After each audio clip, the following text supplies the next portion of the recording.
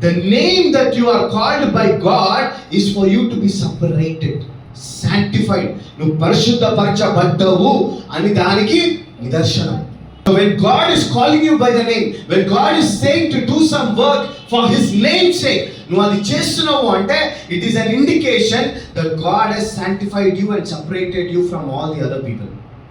యాకోబుకు అవగాహన వచ్చింది కాబట్టి నేను ఇన్నేళ్ళు ఆశీర్వాదం కోసం ప్రయాసపడి నేను సంపాదించుకున్న తర్వాత కష్టాల్లోకి పోయినా, కానీ ఎప్పుడైతే దేవుడు నాకు ఇజ్రాయేల్ అని పేరు ఇచ్చినాడో ఆ పేరులో నుంచి ఆశీర్వాదం నాకు మొదలైంది అని చెప్పి, now my children are going to carry my name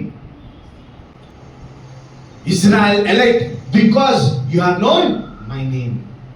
అందుకే I bring him out of all the troubles because you known my name. నా నామమును ఎరిగి ఉన్నాడు కాబట్టి ఏ కష్టంలో కంచైనా బయటికి తీసుకొస్తా. ఎందుకంటే నువ్వు వేరుపరచబడ్డావు కాబట్టి, నువ్వు ప్రత్యేకింపబడ్డావు కాబట్టి, యు ఆర్ సపరేటెడ్ కాబట్టి, నువ్వు ఎంచుకోబడ్డావు కాబట్టి, no matter where you are, what you are, how you are, you are to come out. You are called to do his work. ఆయన పని చేయుటకు మీరు ప్రత్యేకింపబడ్డారు ఆయన నామం మీరు ధరించుకున్నప్పుడు. If God is going to come upon you, it's because you carry His name. You are sanctified to do His work because you are called by His name.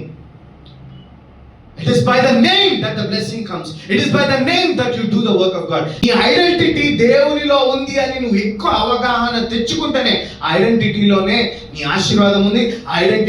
ఐడెంటిటీలోనే నీకు ప్రత్యేకత ఉంది. ఏంటి తెలుసా? దేవుని పని చేయటం.